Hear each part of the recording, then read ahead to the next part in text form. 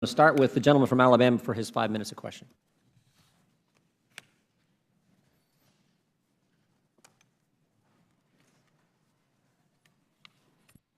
Thank you, Mr. Chairman. Mr. Harper, some of what you said is very troubling. You made this statement that student activity fee money is often used to fund speakers, including those whom college Republicans and other conservative student groups invite. I'm reading from your written testimony. Most people feel they have a say in something their money helps finance. College students who pay tuition and fees are entitled to oppose giving thousands of their dollars to an inflammatory, divisive speaker. First of all, I'd hate to have one of my children at a college that charges them thousands of dollars in university fees. I'd have some serious issues with that. But what I want to ask you, do conservative students who pay those same fees have a right to demand that their activity fee not be used to fund speakers or programs with which they disagree? Do they have that same right? Absolutely. So they could take action, they could go to the university and demand, and the university would be required to comply with that demand, not to invite somebody that these students disagreed with? Required, no, as is the case with the disinvitations of conservative speakers. Let me ask you this.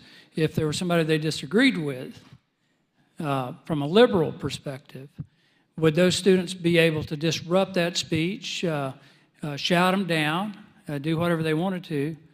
I don't know where you're going with that, but and then let me add this. You also pointed out, and I'll come to you, Dr. Stanger, and I do appreciate you and Dr. Weinstein being here. You said that these activities where literally these conservative students or newspapers have been confiscated, that's speech, isn't it? Do you agree that written is speech? Absolutely. Do you agree with that? Thank you very much. Because University of Oregon State actually paid $101,000 to settle a suit over trashing a conservative newspaper, student newspaper, where they've confiscated those papers. And the interesting thing about it is, Mr. Chairman, is that the U.S. Ninth Federal Circuit upheld that decision. So that was pretty egregious. But you say it's rare. Does that mean that you accept the denial of free speech if it's rare? Is that acceptable? As I stated, that's a yes or no. I mean, we're not going to filibuster. It's a yes or no. I've got 2 minutes and a half left. I'm a person who speaks in context. I can't offer you that yes isn't or no. Context. It's a simple question. You can either answer it yes or no.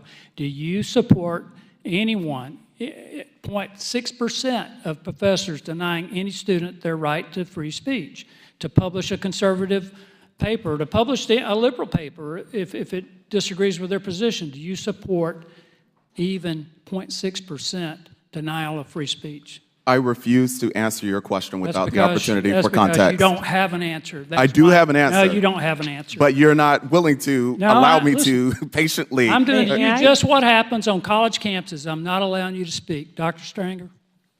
Yeah, let me try to explain what I think Dr. Harper was saying. He made a really important point. Mm-hmm. He made a distinction between entertainers and scholars. And I think that's precisely the distinction we need to be making.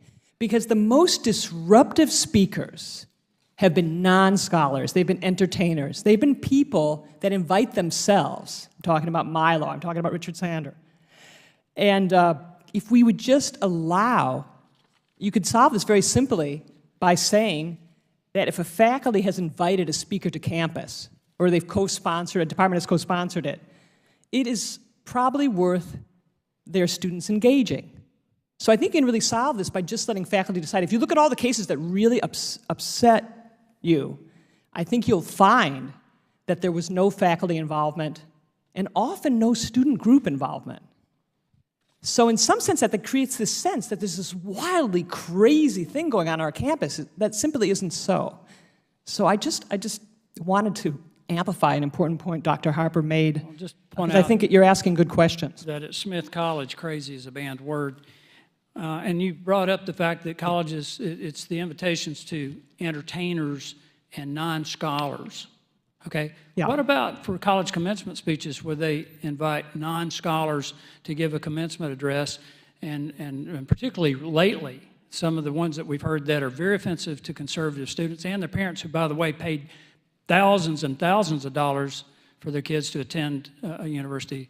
I mean, you can't, if you're going to make a distinction about who can be invited to campus, and it can only be scholars, I think that would apply to commencement address as well. If I may, May I respond to that? As Mr. Raskin noted in his eloquent opening remarks, there were only 19 successful disinvitations nationally last year. There were more than 4,000 commencements and hundreds, perhaps thousands more speeches and lectures and entertainment activities on college and university campuses. Is that acceptable that 19 people were denied their opportunity to speak? As I said in both my written and oral testimony. This whole thing about distinguishing between scholars and entertainers speaking on college campuses apparently doesn't apply to commencement speeches. No, listen, just if I may, as a peacemaker here, I think my rule of saying that if the faculty or an administrator has invited the speaker to campus, it is an absolute disgrace to cave into protesters and disinvite them. So again, I think the context really matters. If you go back and look at the cases that are bothering you, it's usually an instance where an institution has extended an invitation, an official invitation, and somebody caves into that pressure, and I think that's wrong, and I agree with you. That's why context matters. Do you understand that my question was, let me finish, Mr. Chairman. My question was not about whether or not it's appropriate to invite any of these people. The question is it appropriate to deny anybody speech? Is there a quota that says, well, you know, only 19? As a faculty member, I would like to say that faculty should be able to decide what sort of speech is worth their students engaging.